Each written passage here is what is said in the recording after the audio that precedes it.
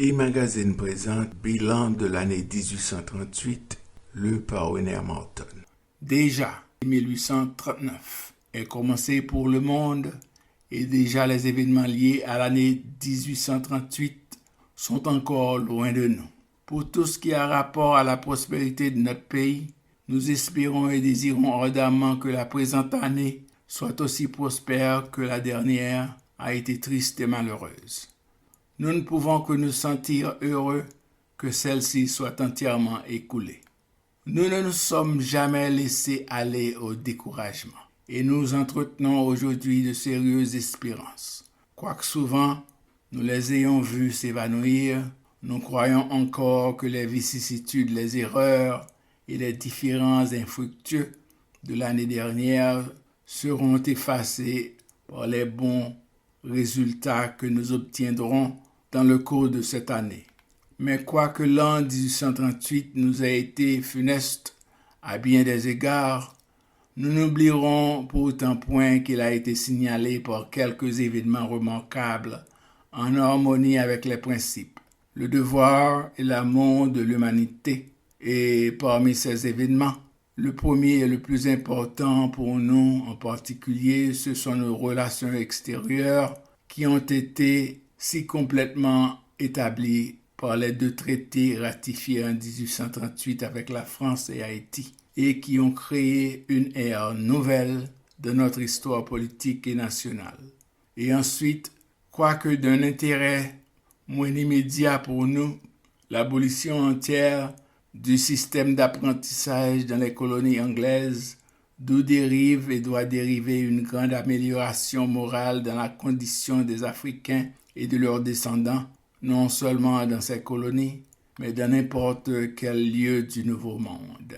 À l'égard de l'Europe, nous pourrions en dire beaucoup relativement à la guerre civile qui continue à dévaster la vieille Espagne, de l'intrigue et des vues ambitieuses du cabinet de la Russie envers les possessions anglaises dans l'Inde, envers la Perse, envers l'Empire ottoman, plusieurs autres États européens.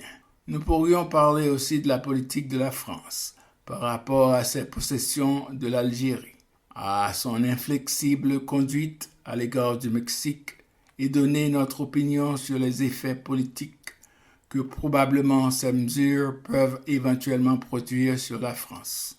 Nous pourrions dire un mot de l'apparente insouciance du cabinet de la Grande-Bretagne et prédire ce qui en résulterait à ce sujet. Si elle se levait et mettait en activité sa puissance gigantesque qui, quoiqu'elle sommeille, n'est point affaiblie pour cela.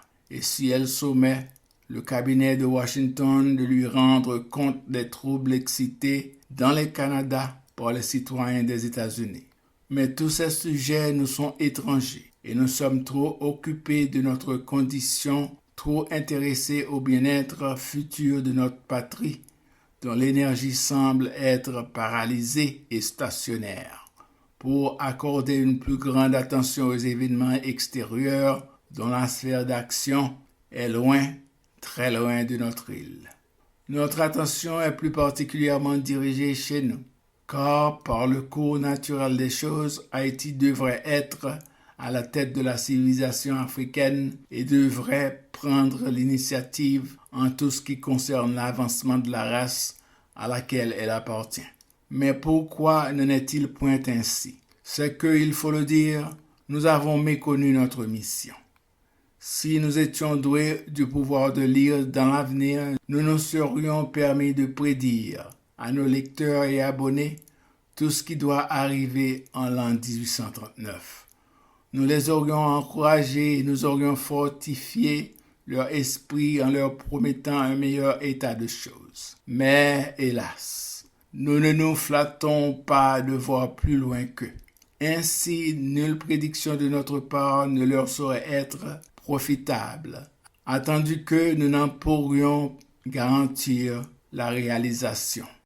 Nous devons signaler la présence de plusieurs journalistes chevronnés de cette époque, comme Télismon Bouchereau, Eugène No et George Washington Smith, qui transmettaient fréquemment ces messages aux lecteurs de l'Union.